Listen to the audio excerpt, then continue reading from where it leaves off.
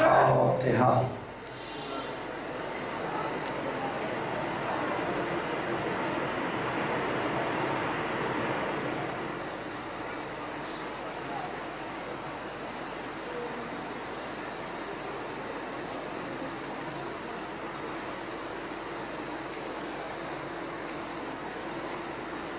بسم اللہ الرحمن الرحیم.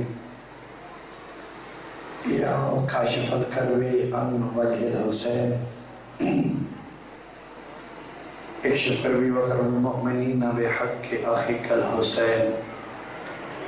یا باب الحوائج یا حجاب ام المصائب یا ابا الفضل العباس ادرکنی ادرکنی ادرکنی فی سبیل اللہ یا رب الحسین بحق الحسین اشف صدر الحسین بظہور الحجہ یا مولاتی یا فاطمۃ اغیثینی یا مولاتی یا فاطمۃ اغیثینی یا مولاتی یا فاطمۃ اغیثینی.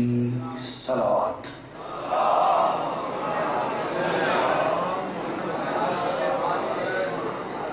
اعوذ باللہ السمیع العلیم من الشیطان اللعین الرجیم. بسم اللہ الرحمن الرحیم. الحمد للہ رب العالمین. الصلاة والسلام على النبي الأمي القرشي الأبتحي المكي المدني العربي السراج المضيء والكوكب الدري صاحب الوقار والسكينة المدفون بأرض المدينة الرسول المسدد والمصطفى الأمجد المحمود الأحمد محبوب إله رب العالمين أبي القاسم محمد.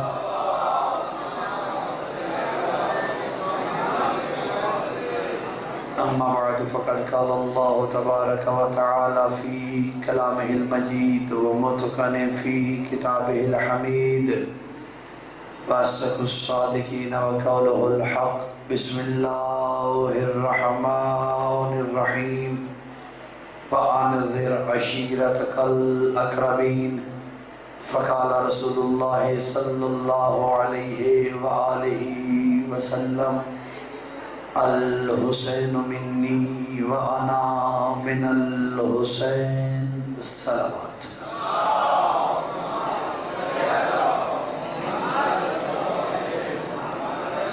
دعا ہے خالق لم یزل ولا یزال. آپ تمام عزاداران مظلوم کربلا کا روزانہ کی بنیاد پر مختلف مقامات پر جا کے ذکر حسین میں شامل ہونا عبادت شمار فرمائے. اس مرکز کو آباد و شاد فرمائے. اس مرکز کی تعمیر میں جو مومن دام ترام سخنے تعاون فرما رہے ہیں خالق اکبر ان کے رزق میں وسعت عطا فرما. بالخصوص ملک طاہر اقبال خالق اکبر ان کے رزق میں وسعت عطا فرما. ان کی والدہ بیمار ہیں، دعا کیجیے ایام کے صدقے میں خالق انہیں شفاء کامل و عاجل عطا فرما. جو مومنین بے اولاد ہیں ان کی گودوں کو اللہ آباد فرمائے. بالخصوص شوکت علی عزیز صاحب خالق اکبر ان کو نوازے کی نعمت عطا فرمائے. سید عمران حسین شاہ صاحب خالق اکبر ان کی گود کو بھی آباد فرمائے. اور وہ جو کام یا امتحان دے رہے ہیں خالق اکبر اس میں انہیں کامیابی عطا فرمائے. جو دعائیں میرے ذمہ لگائی گئی ہیں خواجہ شفا صاحب ان کے بھائی ہاں ان کے بیٹے بیمار ہیں خواجہ شفا صاحب کے خالق کو انہیں شفا کامل عاجل عطا فرما. بیماروں کی شفا یابی کے لیے، اپنی اپنی حاجات کی قبولیت کے لیے، اپنے اپنے مرحومین کے درجات کی بلندی کے لیے بآواز بلند صلوات.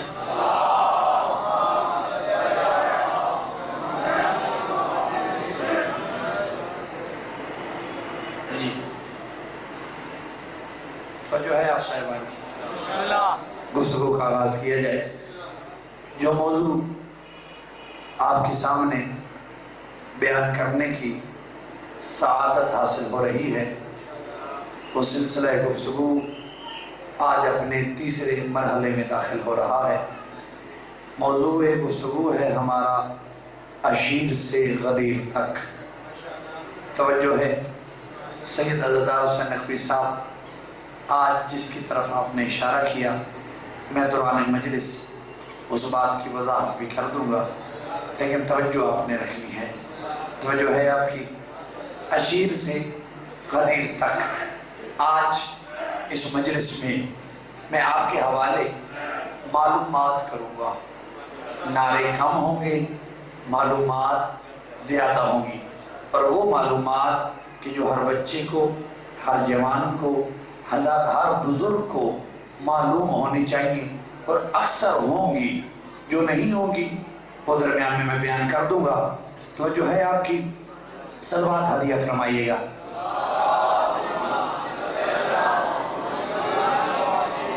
تو پہلی عشیر سے غدیر تک جو ہم نے گفتگو کی وہ تھی دعوت ذوالعشیرہ. دعوت ذوالعشیرہ میں نبی نے امت سے مددگار مانگا. جس نے مدد کا وعدہ کیا وہ ہے فرزند ابو طالب جناب علی ابن ابی طالب. ابو طالب دنیا سے گئے، رسول کے لیے مکہ میں رہنا مشکل اور دشوار ہوا. اللہ نے کہا اے مصطفیٰ اب مکہ چھوڑ، مدینہ ہجرت کر. جب نبی نے مکہ چھوڑا 29 صفر یکم ربیع الاول کی رات تھی، اور جب نبی نے مدینہ میں پاؤں رکھا اس وقت 12 ربیع الاول تھا.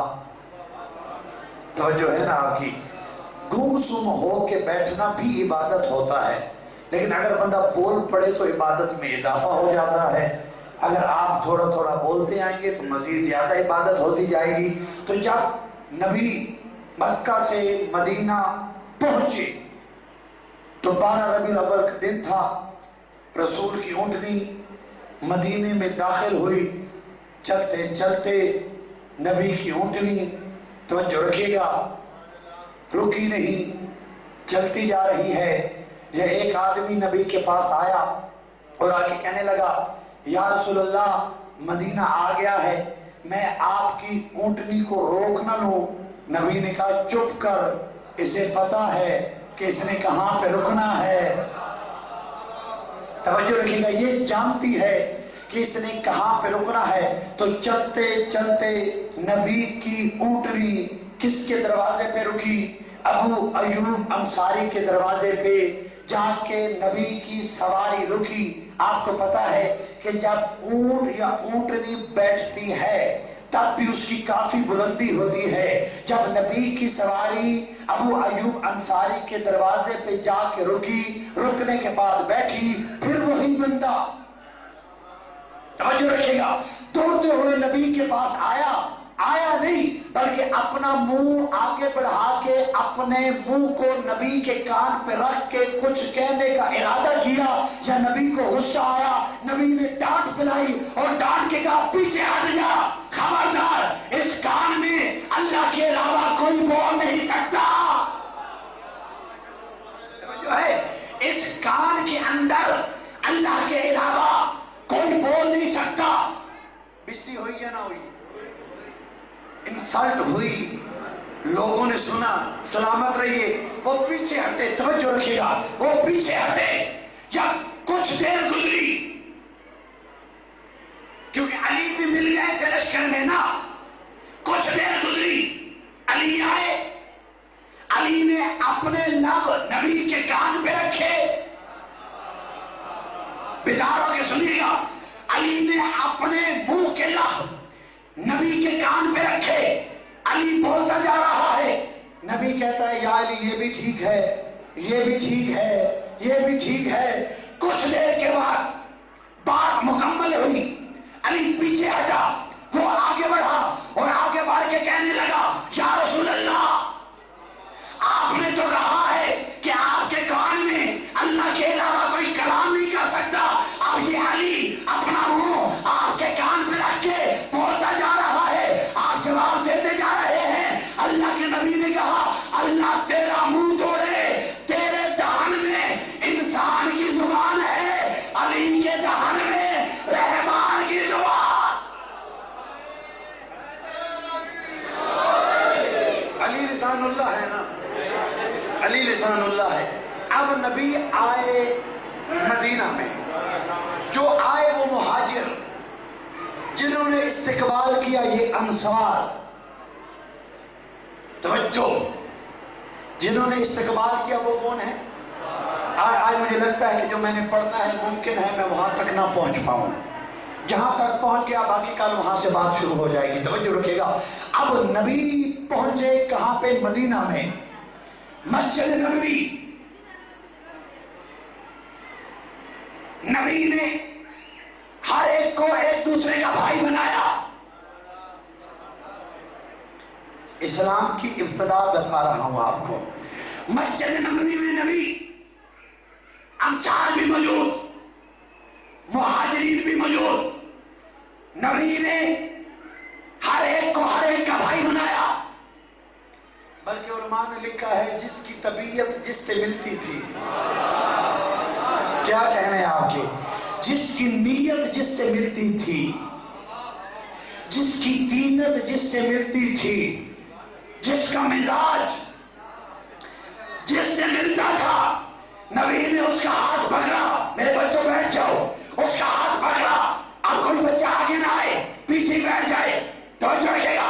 اب جس کی طبیعت جس سے، جس کی نیت جس سے، جس کی تینت جس سے، جس کا شجرہ جس سے، جس کی حقیقت جس سے ملتی تھی، نبی نے ہاتھ بڑھا، ہاتھ پکڑا اور اس کا ہاتھ دوسرے کے ہاتھ میں دے کے کہا آج سے تو اس کا بھائی، یہ تیرا بھائی، تو اس کا بھائی یہ تیرا بھائی، تو اس کا بھائی یہ تیرا بھائی۔ جب ہر ایک کو نبی نے ہر ایک کا بھائی بنا دیا تو آج حضرت عمر کہتے ہیں جب ہر کوئی ہر ایک کا بھائی مان گیا، مسجد کے کونے میں علی بیٹھے تھے، سال جھکا کے بیٹھے تھے، علی کی آنکھوں میں آنسو تھے، علی رو رہے تھے۔ میں روکا اس لیے ہوں کہ علی رونے نہیں آتا، علی رلانے آتا ہے، لیکن روایت ہے تو میں نے پڑھ دی، کیا کہا کہ مسجد کے کونے میں علی بیٹھا ہے، سر جھکایا ہوا ہے، آنکھوں سے آنسو بہ رہے ہیں، علی رو رہے ہیں۔ حضرت عمر فرماتے ہیں اچانک میں نے دیکھا نبی نے منبر چھوڑا، نبی چلتے چلتے اس کونے میں گئے جس کونے میں علی تھے، نبی نے علی کو اٹھایا اور اٹھا کے کہا اے علی، توجہ، اے علی تو رو کیوں رہا ہے، تو پریشان کیوں ہے؟ تو حضرت عمر نے کہا، نبی کے اس پوچھنے پہ علی نے کہا یا رسول اللہ، آپ نے ہر ایک کو ہر ایک کا بھائی بنایا ہے، کیا میں اس قابل نہیں کہ ان میں سے کسی کا بھائی بنوں؟ نبی مسکرائے اور مسکرا کے فرمایا اے علی تو اس قابل ہے، ان میں کوئی اس قابل،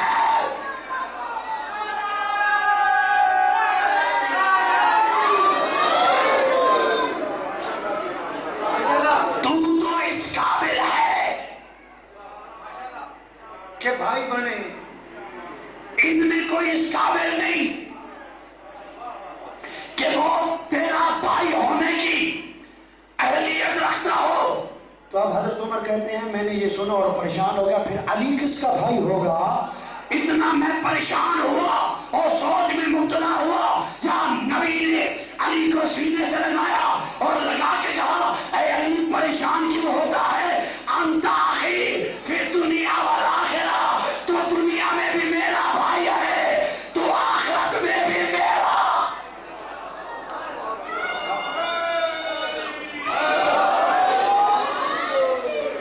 تو دنیا میں بھی میرا بھائی، جو آخرت میں بھی میرا بھائی ہے۔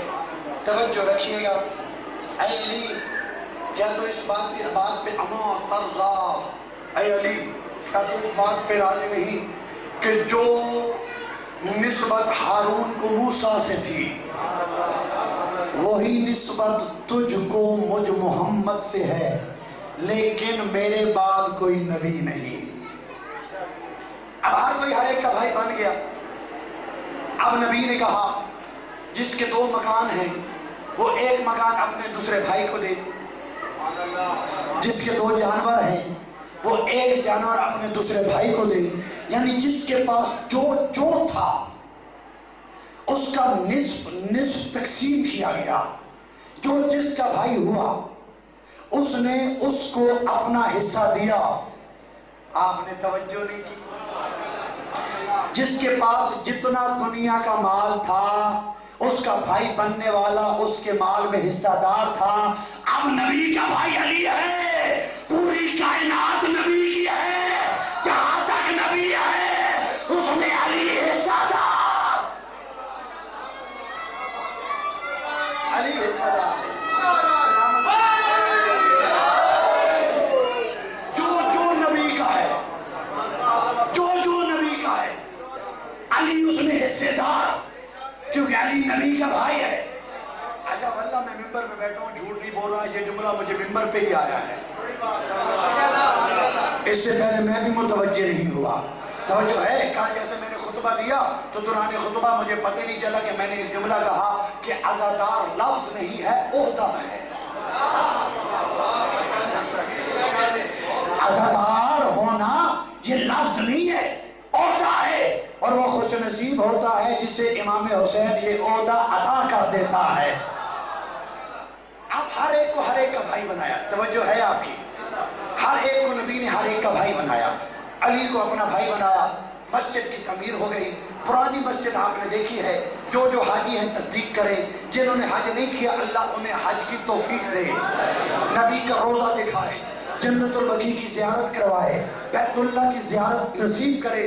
اب جب بن گئی نا مسجد تو اصحاب کے گھروں کے دروازے مسجد کے اندر کھلتے تھے۔ پرانی مسجد آج بھی موجود ہے، اصحاب کے گھروں کے دروازے مسجد میں کھلتے تھے۔ اصحاب مسجد سے نکلتے، گھر سے نکلتے، دروازہ کھولتے، مسجد میں آتے، بازار جاتے، سامان لیتے، پھر واپس آتے، مسجد سے گزرتے، دروازہ کھولتے، گھر میں داخل ہو جاتے۔ یہ روٹین تھی اصحاب رسول کی۔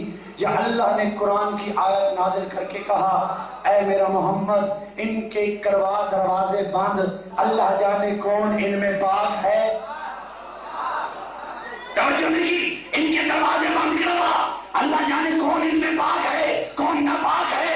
ہر ایک کا دروازہ بند ہوا سوائے علی کے، ہر ایک کا دروازہ بند ہوا سوائے علی کی۔ جب ہر ایک کی سلامت رہی، ہر ایک کا دروازہ بند ہو گیا نا، تو آپ کے بڑے صاحب ہیں وہ نبی کے پاس آئے، نام مجھے آتا ہے لوں گا نہیں، مجلس کے بعد پوچھ لیجئے گا۔ تھے بڑے صاحب، بڑے میاں، نہیں سمجھ آئی؟ ٹھیک ہے جی، جنہیں سمجھ آئیے وہ ساتھ والے کو سمجھا دے۔ بڑے میاں آئے نبی کے پاس اور آگے کہنے لگے یا رسول اللہ میرا بھی بند ہے، میرا دروازہ بھی بند ہے۔ نبی نے کہا بند، چلے گئے۔ اگلے دن پھر آئے اور آگے کہنے لگے یا رسول اللہ دروازہ تو بند ہے، کوئی کھڑکی؟ نبی نے کہا کھڑکی بند، دروازہ بند۔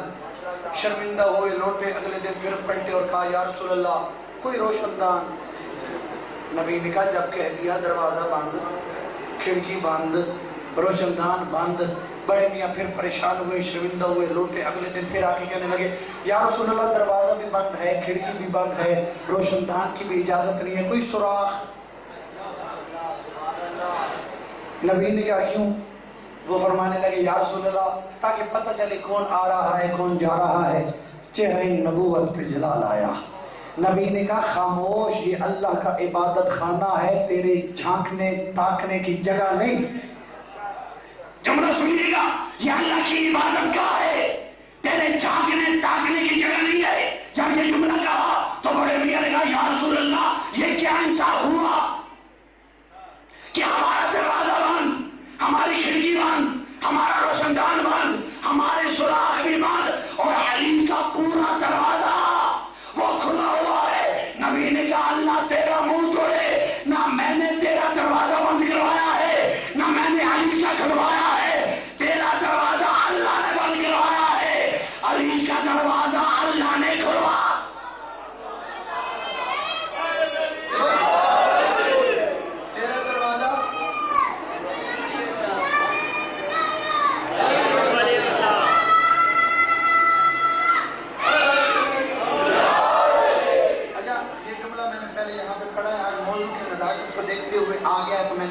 تکرار کی ہے۔ اب ایک جملہ اور کہوں، ہر ایک کی خواہش ہوتی ہے کہ وہ جنت جائے، شیعہ سنی ہوتی ہے نا، میرے خیال ہے جب چپ ہو تو جنت ہے ہی کوئی نہیں، تو جو چپ رہے اللہ کرے اسے وہی اجر ملے، تو جو ہے نا، تو ہر ایک کی خواہش ہے کہ وہ جنت جائے، چاہے شیعہ، چاہے سنی، چاہے دیوبندی، چاہے نقشبندی، چاہے پہاڑی، چاہے منظور شاہی، چاہے نو شاہی، چاہے گوہر شاہی، جو بھی مسلک مذہب رکھتا ہے، ہر ایک کی خواہش ہے کہ وہ جنت جائے۔ تو میرا مشورہ ہے کہ جنت کی خواہش سے پہلے یہ سوچو کہ دنیا میں تمہارا امام کون ہے، دنیا میں تمہارا راہبر کون ہے، تمہارا لیڈر کون ہے۔ ارے جو دنیا میں اپنے لیے در مسجد نہ کھلوا سکے وہ آخرت میں تیرے لیے در جنت کیا کھلوائیں گے۔ سلامت اب ہجرت ہو گئی، بھولا تو نہیں میرا مجمع، دعوت ذو العشیرہ، ہجرت، میثاق اخوت، لوگوں کے دروازے بند، یہ کرتے کرتے 17 مہینے گزر گئے، 2 ہجری، توجہ 2 ہجری آئی، ہجرت کے 17ویں مہینے بعد وہ جو کافر تھے جن کی وجہ سے نبی نے مکہ چھوڑا، انہوں نے ارادہ کیا کہ محمد مدینہ میں پہنچ گیا، محمد کی سلطنت مضبوط ہو رہی ہے، کہیں ایسا نہ ہو کہ کل محمد لوٹ کے ہم پہ حملہ کرے اور ہم سے ہمارا اقتدار چھین لے، بجائے اس کے کہ وہ ہم پہ حملہ کرے ہم محمد پہ حملہ کر کے محمد کی سلطنت کا رستہ وہی مدینے میں ہی روک لیتے ہیں۔ اب جو مقدمہ ہے میں نے چھوڑ دیا ہے، توجہ رکھیے گا۔ اب کافروں نے وہ مصطفیٰ پہ مدینہ میں حملہ کرنے کا ارادہ کیا۔ کافروں کا سالار تھا ابو جہل۔ ابو جہل نے تمام قبیلے جن کا کل میں نے نام لیا تھا، قریش، مخزوم، نذر، بنی لوئی، بنی خدئی، بنی جمحہ، بنی امیہ، بنی مخزوم، ان کے جوانوں کو اکٹھا کیا، لشکر مرتب کیا۔ اب جیسے ابو جہل نے مدینہ پہ حملہ کرنے کا ارادہ کیا، توجہ ہے، جب جبریل آئے نبی کے پاس اور آ کے کہنے لگے اے مصطفیٰ، کافر تجھ پہ حملے کی تیاری کر رہے ہیں، بلکہ کر کیا رہے ہیں، وہ تجھ پہ حملہ کرنے کے لیے مکہ سے نکل پڑے ہیں، آپ بھی اپنی جنگ کی تیاری کا سامان کریں۔ جیسے ہی پیغام پہنچا، نبی نے انصار کو بلایا، مہاجرین کو بلایا، معاملہ بتایا کہ ہم پہ حملہ ہونے والا ہے، اب ہم کیا کریں؟ تو تمام اصحاب نے کہا یا رسول اللہ، ہم حاضر، ہم جنگ کریں گے، ہم لڑیں گے، یا ماریں گے یا مر جائیں گے۔ اسلام کی ابتدا ہے۔ اب وہاں سے 1000 کا لشکر ابو جہل لے کے چلا، وہ 1000 کا 1000 جوانوں پہ مشتمل لشکر تھا، سارے جوان، کوئی کمزور نہیں، کوئی ضعیف نہیں، ہر ایک کے پاس تلوار، ہر ایک کے پاس گھوڑا، ہر ایک کے پاس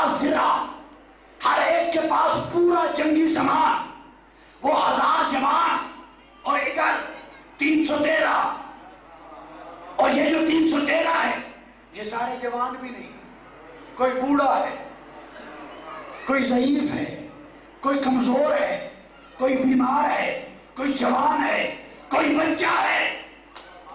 اب جملے کی نزاکت اور لطافت کو محسوس کیجیے گا، خدا کی قسم، لیکن ایک فرق ہے کہ ابو جہل 1000 جوان لے کے نکلا، محمد 313 مسلمان لے کے نکلا۔ اس کے ساتھ تھا 1000 جوان، نبی کے ساتھ تھا 313 مسلمان۔ ان کے پاس تھے 700 اونٹ، نبی کے پاس تھے 70 اونٹ۔ ان کے پاس تھے 300 گھوڑے، نبی کے پاس تھے 3 گھوڑے۔ ان میں سے ہر ایک کے پاس پورا جنگ کا سامان، نبی کے پاس صرف 6 تلواریں، 7 زرہ اور کچھ بھی نہیں۔ مقابلہ ہے، یہ باتیں یاد رکھیے گا، میں پھر دہراؤں گا۔ وہ 1000، یہ 313۔ ان کے پاس 700 اونٹ، ان کے پاس 70 اونٹ، ان کے پاس 300 گھوڑے، ان کے پاس 3 گھوڑے، ان کے پاس پورا جنگ کا سامان، ان کے پاس صرف 7 تلواریں، 6 تلواریں، 7 زرہ۔ ان 313 کو لے کے نبی بدر کے میدان میں آئے۔ جب بدر کے میدان میں نبی آئے تو بدر کے میدان میں ایک جگہ بالکل پلین، دوسری جگہ کوئی اونچی کوئی نیچی۔ نبی نے کہا یہ جو غیر ہموار جگہ ہے اس پہ خیمے لگاؤ۔ صحابہ نے کہا یا رسول اللہ وہ سامنے سیدھی زمین ہے، وہاں پہ خیمے اگر لگائے جائیں تو مناسب ہوگا۔ نبی نے کہا جو میں نے کہا ہے وہ کرو۔ غیر ہموار جگہ جہاں پہ مسلمانوں نے اپنے خیمے لگائے وہاں پہ کوئی جگہ اوپر کوئی نیچے، یعنی غیر متوازن جگہ تھی۔ اب جیسے ہی اصحاب نبی نے اس جگہ پہ خیمے لگائے تو چہمگوئیاں شروع ہو گئی کہ نبی بھی عجیب ہیں، بہترین جگہ کو چھوڑ کے غیر معیاری جگہ پہ خیمے لگائے۔ لیکن انہیں نہیں پتا نا کہ نبی وہ کرتا ہے جو نبی کو خدا کہتا ہے۔ اللہ کے حکم سے نبی آگے حکم دیتا ہے، خیمے لگ گئے۔ اب سامنے جو ہے وہ 1000 کا لشکر، انہوں نے اپنے خیمے میدان میں لگائے اور وہاں پہ تھی ریت۔ اب صحابہ کہہ رہے تھے کہ لشکر آ گیا ہے اور وہ بہترین جگہ پہ ہے، ہماری جگہ بھی خراب ہے، اب ہم کریں گے تو کریں کیا؟ خدا کی قسم اللہ کی حکمت تھی، جب رات ہوئی اللہ نے دی بارش، بارش کے پانی کی وجہ سے کافروں کے گھوڑوں کے پاؤں زمین میں دھنس گئے۔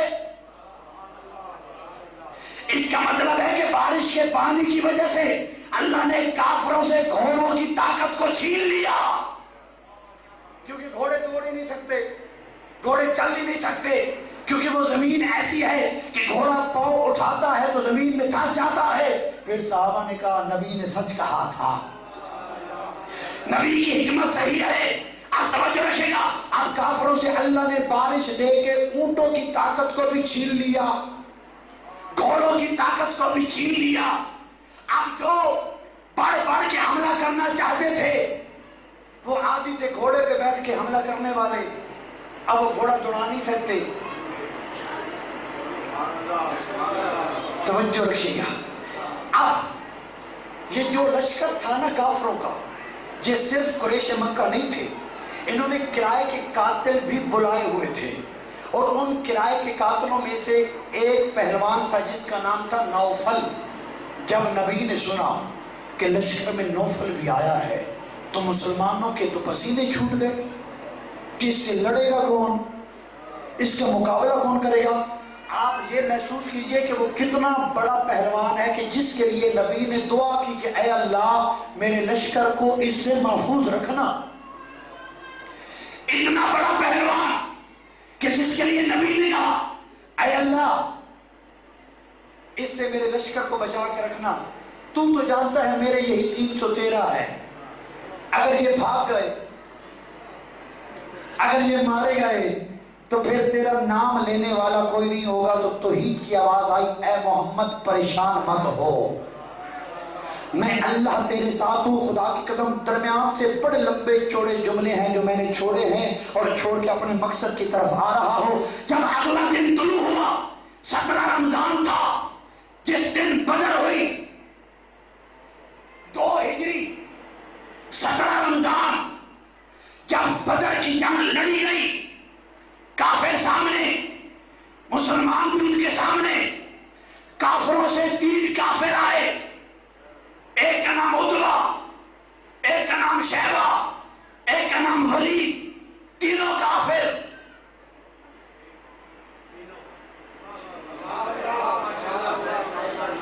مجھے مزید سمجھانا پڑے گا۔ کافروں کے لشکر سے 3 آئے، عتبہ بڑا کافر، شیبہ اس کا بھائی چھوٹا کافر، ولید ان کا بھانجا ان سے چھوٹا کافر۔ جو بیٹھے ان کا تعارف کرواؤں۔ 3 آئے، ایک عتبہ، ایک عتیبہ، ایک ولید۔ عتبہ ہندا کا باپ، شیبہ ہندا کا چچا، ولید ہندا کا بھائی۔ آپ بھی سمجھ نہیں آئی تو عتبہ حاکم شام کا نانا،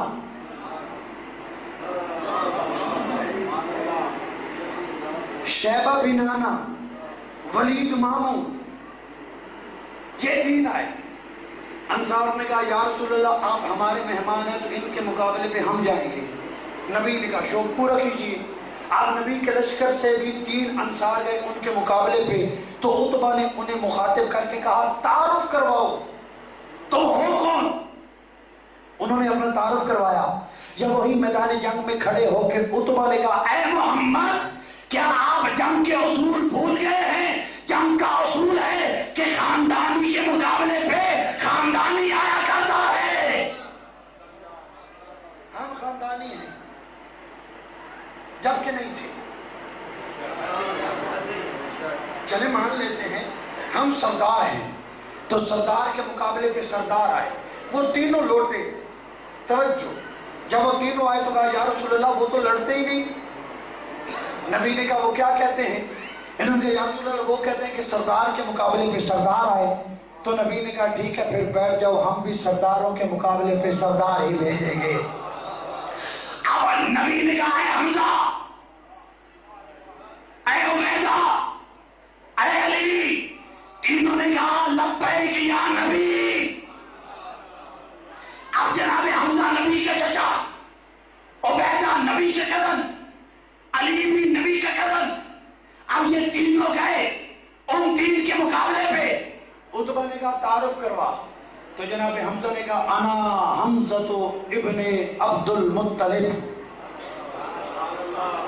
میں عبد المطلب کا بیٹا حمزہ، میں حارث کا بیٹا عبیدہ۔ اور آخر پہ علی نے کہا اے عتبہ پہچان لے، میں ابو طالب کا بیٹا علی ہوں۔ آپ عتبہ نے کہا کہ محمد نے ہمارے مقابلے پہ کفو کریم کو بھیجا ہے۔ کفو کریم، خدا کی قسم دشمن بھی جنہیں کریم کہیں۔ اب ہمارے مقابلے پہ سردار آئے۔ توجہ، اب عتبہ کے مقابلے پہ حمزہ، شیبہ کے مقابلے پہ عبیدہ، ولید کے مقابلے پہ علی۔ جب نگارہ جنگ بجا، تلواریں نکلی، تینوں نے ایک دوسرے پہ حملہ کیا۔ جیسے ہی حملہ کیا یا جنگ کے میدان میں شور مچ گیا کہ کیا ہو گیا کیا ہو گیا، ہر کوئی ایک دوسرے کو دیکھ دیکھ کے کہتا ہوا کیا ہے، شور کیوں مچا رہے ہو؟ تو وہ دیکھنے والے کہتے وہ سامنے دیکھو، ابھی کسی نے کسی کو بھی نہیں مارا اور علی نے ولید کا کام تمام کر دیا ہے۔ سب سے پہلے توجہ رکھے گا، سب سے پہلے علی نے ولید کو مارا۔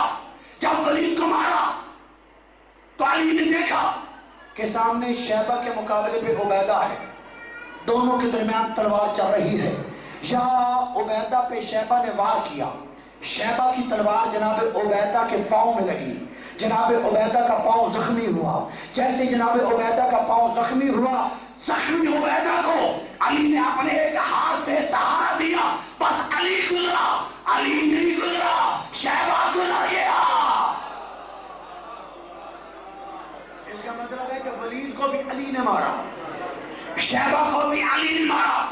پھر زخمی عبیدہ کو علی نے اٹھایا، خیمے میں پہنچایا، پھر علی دوڑ کے آئے، دیکھا کہ عتبہ اور حمزہ کیا کہنے علی کی جلالت کے، کیا کہنے علی کی شجاعت کے، کیا کہنے علی کی بہادری کے۔ جملہ دیکھیے گا، اگر سمجھ آئے تو اپنے مولا کو داد شجاعت دیجیے گا۔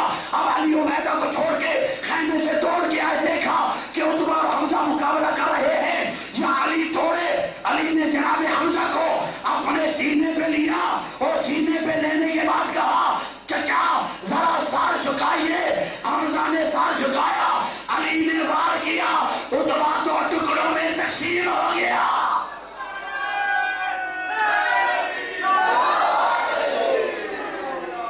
وہ 1000 یہ 313، ان کے پاس گھوڑے، ان کے پاس کچھ نہیں، ان کے پاس تلواریں، ان کے پاس کچھ نہیں۔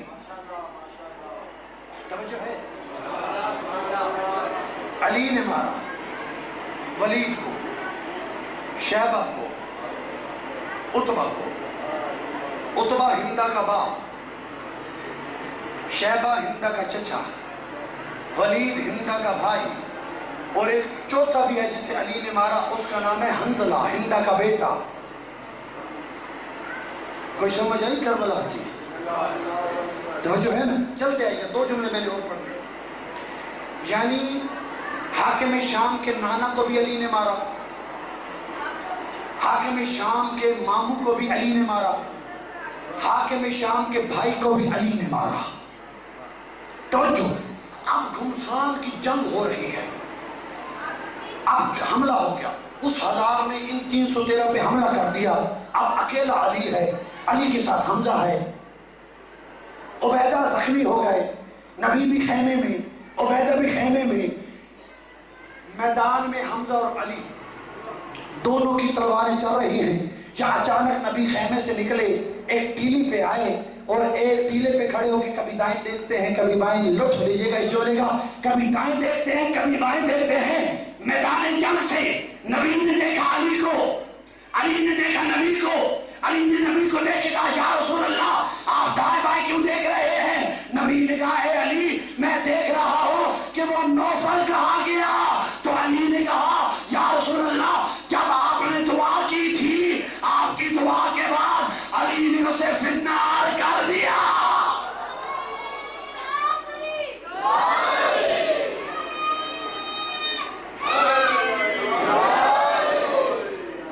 کچھ بات پہنچی آپ سے؟ تو عتبہ کو علی نے مارا، شیبہ کو علی نے مارا، ولید کو علی نے مارا، حنظلہ کو علی نے مارا، نوفل کو علی نے مارا۔ پھر یکدم جب علی نے پھر حملہ کیا تو مورخین نے لکھا کہ قریش کے 18 سرداروں کو علی نے اپنی تلوار کے وار سے مارا۔ جب وہ 18 مرے، کافر بھاگے۔ ابھی یہاں پہ رک کے جملہ کو، جب یہ کافر آ رہے تھے نا تو یہ کہتے تھے کوئی ملے نہ ملے علی کو نہیں چھوڑنا۔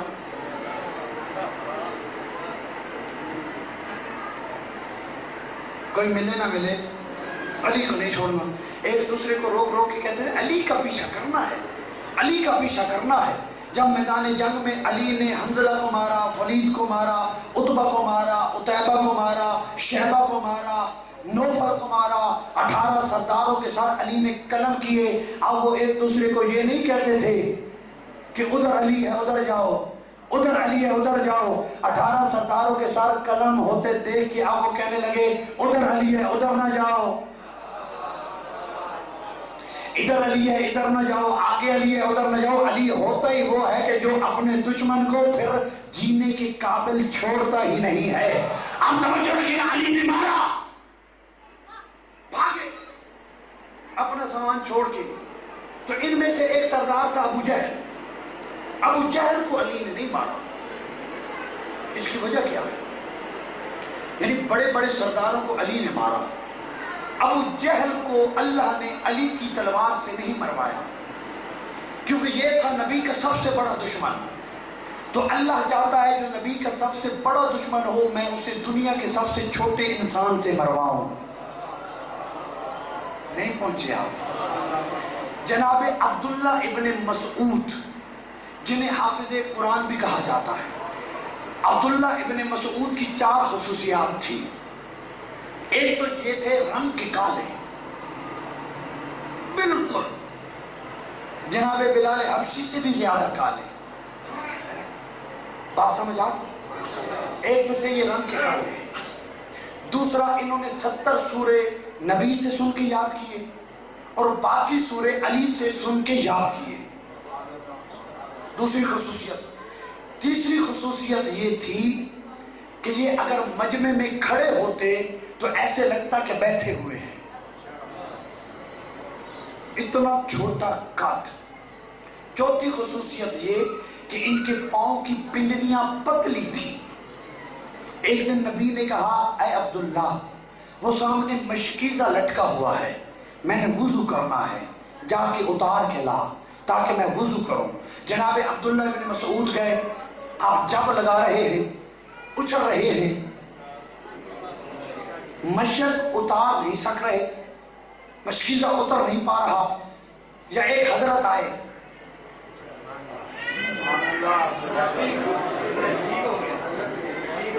سمجھ آ گئی نا؟ وہ آیا آ کے نبی کے پاس بیٹھا اور طنز کر کے کہنے لگے یا رسول اللہ وہ دیکھیے کتنی پتلی پتلی ٹانگیں ہیں عبداللہ کی. نبی نے کہا چپ کر، قیامت والے دن تیرے پوری زندگی کے اعمال سے وزنی ٹانگ ہوگی عبداللہ کی. تیری زندگی کے پورے اعمال اس سے وزنی ٹانگ ہوگی، پنڈلی ہوگی ایک عبداللہ ابن مسعود کی. تو اس عبداللہ ابن مسعود جو کہ یہ 4 خصوصیات، حافظ قرآن بھی تھے، رنگ کے کالے بھی تھے، قد کے چھوٹے بھی تھے، پاؤں کے دبلے اور پتلے بھی تھے، یہ آ گئے ابو جہل کے سامنے اور ابو جہل کو روک کے کہتے ہیں رک جا تجھے میں نے مارنا ہے. ہائے ہائے ہائے ہائے ہائے ہائے رک تجھے میں ماروں گا. اب وہ طنز میں کہتا ہے تو مجھے محسوس کیجیے، یعنی اگر کوئی ریسلر ہو اور اسے میں کہوں کہ میں تجھ سے کشتی کروں گا تو پھر وہ جو میرا حال کرے گا تو آپ محسوس کر سکتے ہیں نا.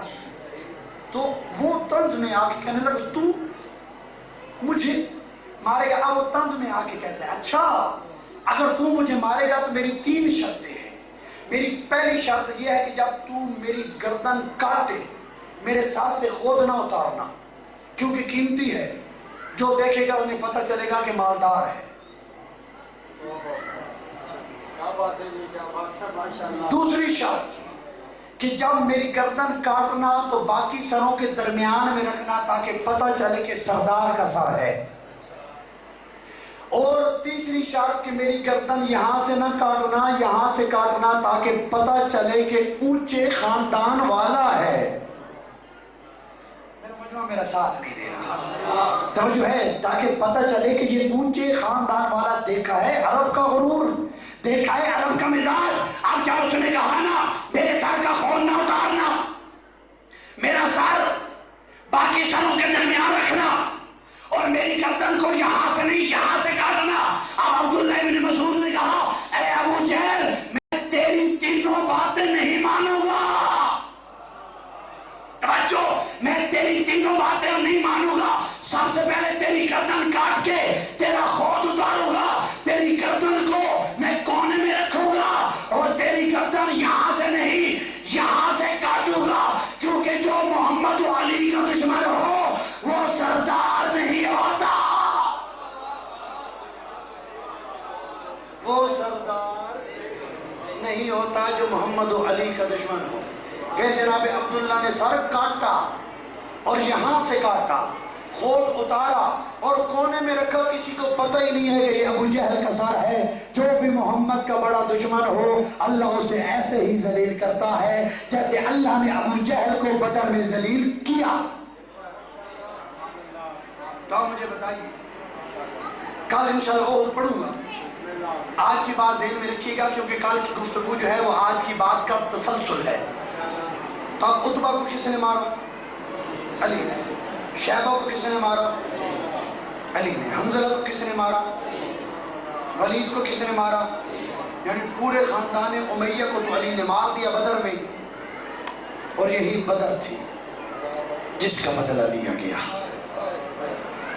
یزید نے کہا تھا نا کہ کاش آج میرے بدر کے جد ہوتے، وہ آ کے دیکھتے کہ میں نے عتبہ کا، شیبہ کا، ولید کا، حنظلہ کا بدلہ کیسے لیا. آج 4 محرم الحرام کی رات ہے، باقی 6 راتوں کا مہمان ہے زہرا کا نام. آج کی مناسبت سے مصائب پڑھے جاتے ہیں اس شہید کے بیٹوں کے کہ جس نے سب سے پہلے کربلا کی کہانی کا آغاز کیا، جسے کہا جاتا ہے سفیر امام حسین. اپنے 2 بیٹوں کو لے کے، اور عجیب غربت ہے مسلم ابن عقیل کی، 6 بیٹے تھے مسلم ابن عقیل کے، 6 کے 6 بیٹے حسین پہ قربان کر دیے. اور یہ واحد شہید ہے کربلا کی تاریخ کا کہ جس نے حسین پہ صرف بیٹے نہیں اپنی بیٹیاں بھی قربان کی ہیں. وہ کیسے کی ہیں کہ شام غریبہ تھی تو جناب مسلم کی بیٹی تھی جس کا نام عاتقہ تھا، اس کے دامن میں آگ لگ گئی. جب دامن میں آگ لگی تو جناب عاتقہ نے دوڑنا شروع کیا اور دوڑ کے کہتی ہے اے مامو عباس جلدی آئیے اور میرے دامن میں آگ لگ گئی ہے. حمید ابن مسلم روایت کرتا ہے کہ کربلا کے میدان میں عباس کا نام لے لے کے مسلم کی بیٹی دوڑ رہی تھی. دامن میں آگ لگی ہوئی تھی یا کسی ظالم کے گھوڑے سے ٹکرائی جیسے قاسم کے ٹکڑے ہوئے. اجر اللہ مسلم کی یہ شہزادی شہید ہو گئی. مسلم پہنچے کوفہ. علماء نے لکھا ہے جب نماز پڑھی تو 18,000 لوگ تھے، جب نماز ختم کی تو کوئی بھی نہیں تھا. امالی شیخ صدوق میں جملہ ہے کہ جب مسلم نماز پڑھا رہے تھے اور نماز کے دوران لوگ مسلم کو چھوڑ کے مسجد سے باہر جا رہے تھے، اسی بھیڑ میں مسلم کے شہزادے گم ہو گئے. ایک کا نام تھا محمد، ایک کا نام تھا ابراہیم. ایک کی عمر تھی 11 سال، دوسرے کی عمر تھی 9 سال. یہ 2 شہزادے کوفے کی اس بھیڑ میں گم ہوئے. گم ہونا تھا. جب بڑا شہزادہ چھوٹے شہزادے کو دیکھتا ہے، دعا کیا کیجئے کہ بندہ پردیس میں آئے تو کوئی جاننے والا ضرور ہو. بندہ پردیس میں آئے اور کوئی جاننے والا نہ ہو تو بندے کے لیے رہنا مشکل ہو جاتا ہے. اللہ جانے مسلم کے ان 2 چھوٹے چھوٹے شہزادوں پہ کیا مشکل آئی ہوگی کہ جب بھیڑ میں مسجد سے اپنے باپ سے جدا ہوئے اور کوفے کی گلیوں میں بھول گئے تو بڑا چھوٹے کو دیکھتا ہے، چھوٹا بڑے کو دیکھتا ہے اور دیکھ کے کہتے ہیں اے بھیا اب ہم نے کرنا کیا ہے؟ تو شہزادوں نے کہا، بڑے شہزادے نے کہا کرنا کیا ہے؟ رات کا وقت ہے، کسی درخت کے اوپر چڑھ کے بیٹھ جائیں گے، جب دن ہوگا ہم کوفہ چھوڑ کے چلے جائیں گے. خدا کی قسم رات کے اندھیرے میں مسلم کے دونوں شہزادے ایک درخت کے اوپر جا کے چڑھ کے بیٹھ گئے. درخت کے نیچے ایک کنواں تھا. آپ جانتے ہیں کہ اگر پانی کھڑا ہو اور آسمان پہ چاند نکلا ہو تو چاند پانی میں دکھائی دیتا ہے. خدا کی قسم مسلم کے دونوں شہزادوں کے چہرے اس پانی پہ پڑ رہے تھے. وہ چہرے نہیں تھے بلکہ 14ویں کا چاند تھا. رات پوری ان دونوں شہزادوں نے ان درخت پہ بیٹھ کے گزار دی. جب دن طلوع ہوا ایک عورت پانی بھرنے کے لیے کنویں پہ آئی. اس نے پانی کا ڈول کنویں میں ڈالا. جیسے دیکھا کہ پانی کے اوپر اسے 2 ننھے چاند سے چہرے نظر آئے. جیسے دیکھا کہ 2 شہزادے بیٹھے ہیں، اس نے کہا اپنا تعارف کرواؤ، آئے کہاں سے ہو؟ تو بڑے شہزادے نے کہا نہیں، ہم اپنا تعارف نہیں کروائیں گے۔ اس عورت نے کہا بتاؤ تو صحیح اے بچوں کہاں سے آئے ہو؟ تو پھر چھوٹے شہزادے نے کہا اے عورت، ہم جس کو بھی بتاتے ہیں نا اپنا نام، پھر وہ ہم پہ ظلم کرتا ہے، پھر وہ ہمیں تماچے مارتا ہے، پھر وہ ہمیں مارتا ہے۔ اس نے کہا میرا آپ سے وعدہ ہے، آپ اپنا تعارف کرواؤ، میں تم پہ ظلم نہیں کروں گی بلکہ تمہیں اپنے گھر میں اپنا مہمان بنا کے لے جاؤں گی۔ جب بڑے شہزادے نے کہا کہ اے مسرور، کیا تم مدینے والے عباس کو جانتی ہے؟ اجرکم اللہ۔ تو اس نے ہاتھ باندھے اور باندھ کے کہا وہ تو میرے مرشد اولا و آقا ہے۔ تو کہا اسی عباس کے ہم بھانجے ہیں۔ اتنا سننا تھا، یا عورت نے مومنہ تھی، اس مومنہ عورت نے دونوں شہزادوں کو درختوں سے اتارا، اپنے گھر میں لے گئی، اپنے کمرے میں جا کے بٹھایا اور یہ کہا کہ اونچا مت بولنا، میرا دشمن میرا شوہر آل محمد کا دشمن ہے، لہذا اونچی آواز میں کوئی بات نہ کرنا۔ اب تمہید ختم ہو رہی ہے، مسلم کے یتیمان کی غربت شروع ہو رہی ہے، اب آمادہ ہو جائیے، اپنے ہاتھ کو تیار کیجیے اور جناب رقیہ کو فرصت دیجیے۔ اب دونوں شہزادے کمرے میں ہیں، رات کا اندھیرا ہے، وہ حارث جو ہے جو ایک مومنہ عورت کا شوہر ہے وہ رات کو گھر میں آیا، دونوں شہزادے سوئے ہوئے تھے، یا خواب میں علی آئے دونوں شہزادوں کے، اور علی نے آ کے کہا کہ اے شہزادوں پریشان مت ہونا، تمہیں آپ کا نانا علی لینے کے لیے آ گیا ہے۔ جب دونوں شہزادے اٹھ کے بیٹھنا تھا، جب دونوں شہزادوں نے ایک دوسرے کی گردن میں ہاتھ ڈالا، رونا شروع کیا کہ آج ہماری آخری رات ہے۔ ان کے رونے کی آواز حارث کے کانوں میں پڑی، اس نے اپنی زوجہ کو کہا یہ کس کے بچے کے رونے کی آواز ہے؟ اور زوجہ نے کہا یہ پڑوسیوں کے بچے ہوں گے، لیکن اسے یقین نہ آیا، اس نے کمرے تلاش کرنا شروع کیے، آخر اس کمرے میں آیا جہاں پہ دو شہزادے تھے، کمرے میں اندھیرا تھا، اس نے ہاتھ مارنا شروع کیا۔ راوی روایت کرتا ہے کہ ایک منزل ایسے آئی کہ اب اس کے ہاتھ خالی نہیں تھے بلکہ اس کے ہاتھ تھے مسلم کے یتیموں کے بال۔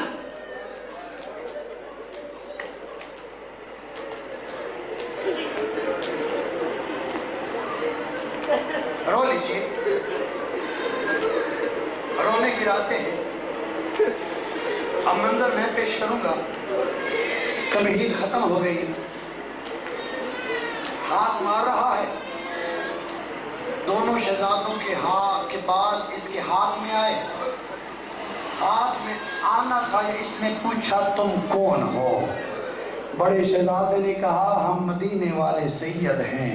اسے غصہ آیا کہ میں پورے شہر میں تمہیں تلاش کر رہا ہوں اور تم میرے گھر میں چھپے ہوئے ہو۔ اب منظر دے دے، یہ دیکھنا کہ ایک کی عمر 11 سال، دوسرے کی عمر 9 سال، حارث کے ہاتھ ہیں، ان کی زلفیں ہیں، یہ زلفوں سے پکڑ کے ان دونوں شہزادوں کو کھینچ رہا ہے، دونوں شہزادوں کے پاؤں زمین پہ خط بنا رہے ہیں۔ اجرکم اللہ منظر دیکھیے گا، کہ اس کا کمرہ اونچا تھا، یہ سیڑھی سے اترنے لگا۔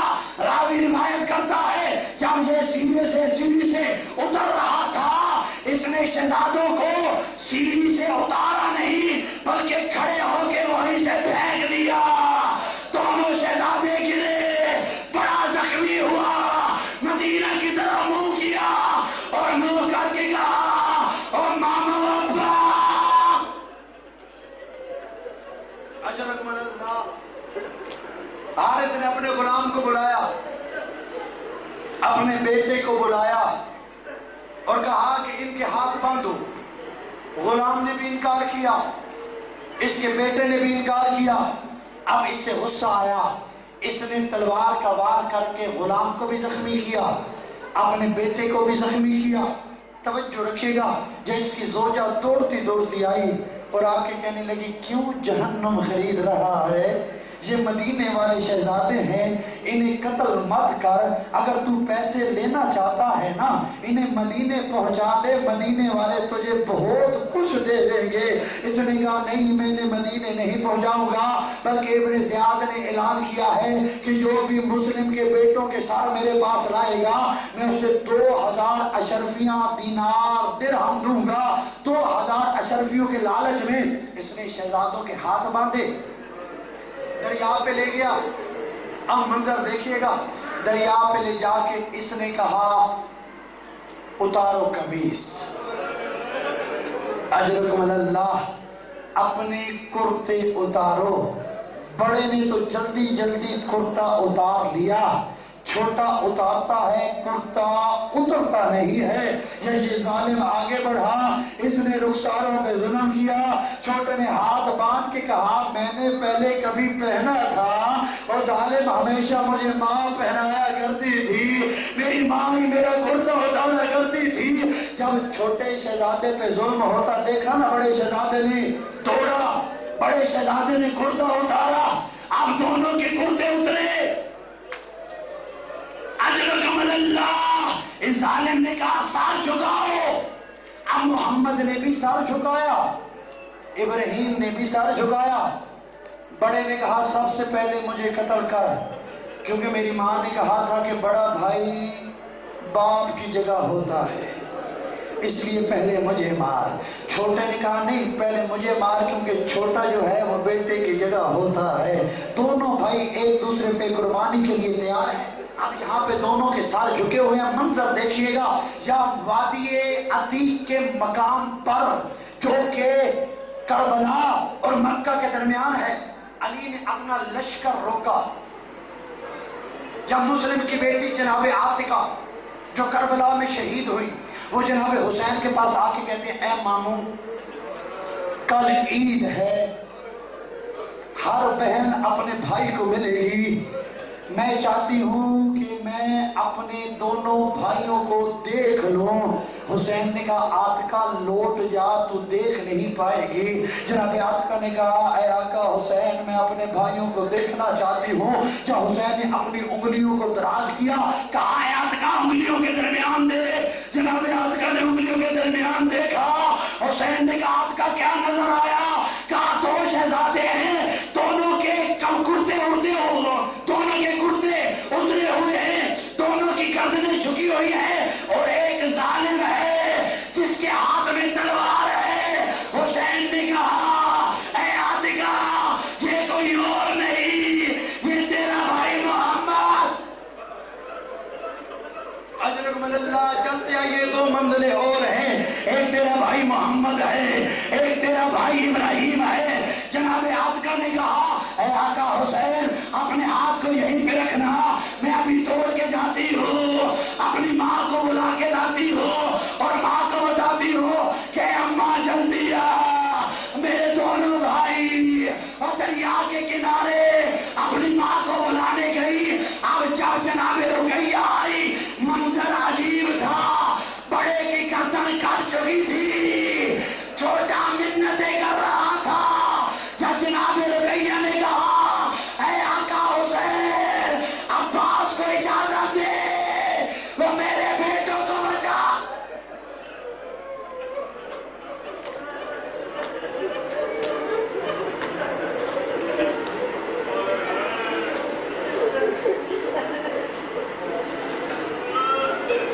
اللہ ان آنسوں کو قبول کرے،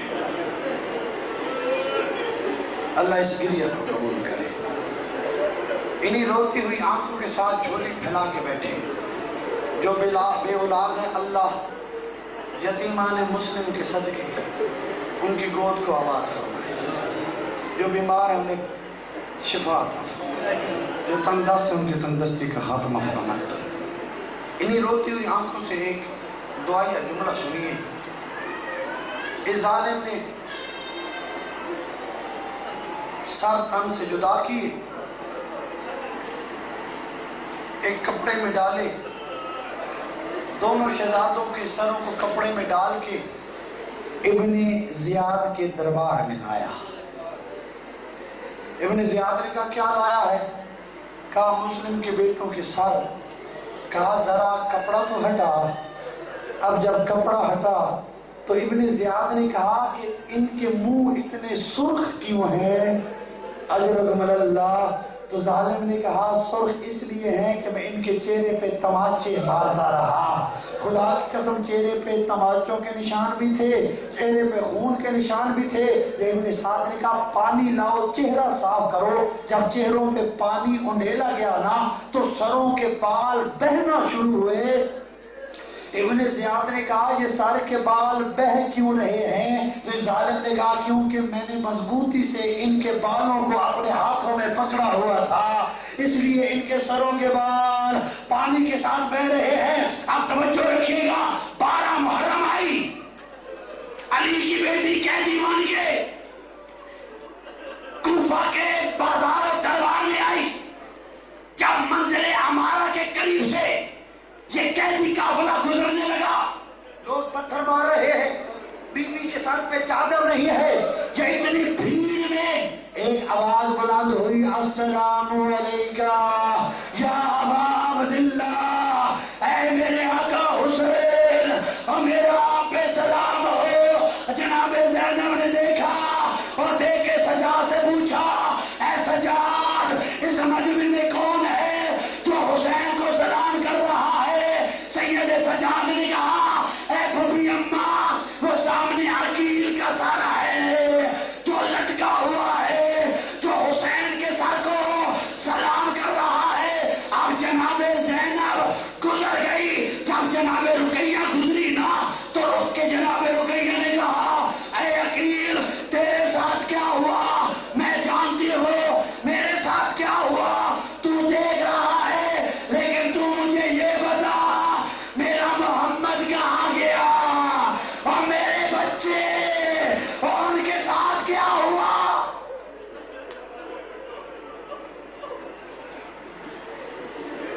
یا اللہ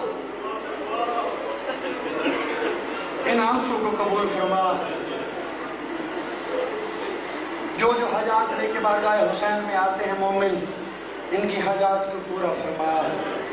پردے میں جو میری مائیں بہنیں بیٹیاں بیٹھی ہیں خالق اکبر، ان کی حاجات کو بھی پورا فرما. ان کے گھروں میں بھی آسانی عطا فرما. ملک منیر حسین امان صاحب خالق اکبر ان کے رزق میں وسعت عطا فرما. روزانہ جو نیاز کا بندوبست کرتے ہیں اسے قبول فرما. ان کے کاروبار میں برکت عطا فرما. ان کے بچوں کی اور ان کے بچوں کے بچوں کی عمر دراز فرما. ایک مومن ہے وہ دل کے مریض ہیں، خالق اکبر انہیں شفا عطا فرما. جو مومن جو حاجت لے کے بارگاہ حسین میں آیا ہے، شہیدان طفلان مسلم کے صدقے میں انہیں شفا عطا فرما. ابھی نہیں ہوگا یہاں پہ آپ کے بیٹے کو شفا عطا فرمائے. آپ یہ جو معاملہ ہوتا ہے یہ مجلس میں نہیں ہوتا اور ان ایام میں نہیں ہوتا. آگے پیچھے کر لیجیے گا، مجھے معاف بھی کر دیجیے گا. خالق اکبر آپ کی آسانی آپ کے لیے آسان فرمائے، کیونکہ یہ ایام وہ ہوتے ہیں کہ جس ایام میں ہم جو کچھ بھی مانگتے ہیں اپنے آئمہ سے مانگتے ہیں. آپ انہیں سے توسل کیجیے، خالق اکبر آپ کے بیٹے کو شفا عطا فرمائے. اللہ آپ کے لیے آسانی عطا فرمائے. ابھی آپ ہم بھی سید ہیں، ہم سادات کا تذکرہ کر رہے ہیں. پلیز ان دنوں میں ایسا نہیں ہوتا. اللہ آپ کے لیے آسانی عطا فرمائے. ہاں اللہ آپ کے لیے آسانی عطا فرمائے. میں نے آپ کے لیے جمعے پہ بھی اعلان کیا تھا. ہاں تو اللہ آپ کے لیے آسانی عطا فرمائے. ہمیں معاف کر دیجیے گا، خالق اکبر آل محمد کے صدقے میں آپ کی مشکلات میں مزید آسانی عطا فرمائے. لیکن چلے آپ نے ایک مرتبہ کہہ دیا، آئندہ نہ کہیے گا، کیونکہ یہ ماحول نہیں ہے، یہ ایام اعزاء ہیں. آپ اگر گیلانی سید ہیں، اگر آپ گیلانی سید ہیں تو آپ کو علم ہونا چاہیے کہ سید سادات کے گھر میں غم ہے اور وہ غم منایا جاتا ہے. اپنی مشکلات کا مداوع وہاں پہ آ کے نہیں کیا جاتا، لیکن پھر بھی ان کے ساتھ آپ جو تعاون کرنا چاہتے ہیں ان کے ساتھ تعاون کیجیے گا. کیونکہ میں نے ان کے لیے جمعے پہ بھی اعلان کیا تھا، تو ان کے لیے ان کا بیٹا بیمار ہے، ان کے ساتھ تعاون کیجیے گا. لیکن آئندہ احتیاط کیجیے کہ مجلس حسین میں صرف ذکر حسین ہو، صرف عزاداری حسین ہو، صرف غم مظلوم کربلا ہو. تو خالق اکبر آپ کے رزق میں وسعت عطا فرمائے، آپ کی توفیقات خیر میں اضافہ فرمائے. انجمن جانثاران اہل بیت کے ہر ممبر کی توفیق میں اضافہ فرمائے. اس مرکز کو آباد فرمائے. بیت محمد والے بیت محمد خواجہ محمد حسین صاحب، سید عزادار حسین نقوی صاحب، سید اختر حسین شاہ صاحب قبلہ تشریف فرما ہے بیت محمد والے بیت محمد، ان کی حاجات سید امتیاز حسین شاہ صاحب اور شوکت علی اسدی صاحب، چودھری محمد حسین صاحب اور بقیہ جن جن کے نام مجھے آتے ہیں اور جن کے نہیں آتے، اور بیت محمد والے بیت محمد خالق اکبر تمام کی حاجات کو پورا فرمائے۔ سید عمران حسین شاہ خالق اکبر انہیں اولاد مدینہ عطا فرمائے، اور آپ جتنے حاضر ہیں خالق اکبر آپ کی حاضری کو بھی قبول فرمائے، آپ کی دلی مرادوں کو بھی پورا فرمائے، آپ کی مشکلات کو آسان فرمائے۔ ماتم حسین Thank you.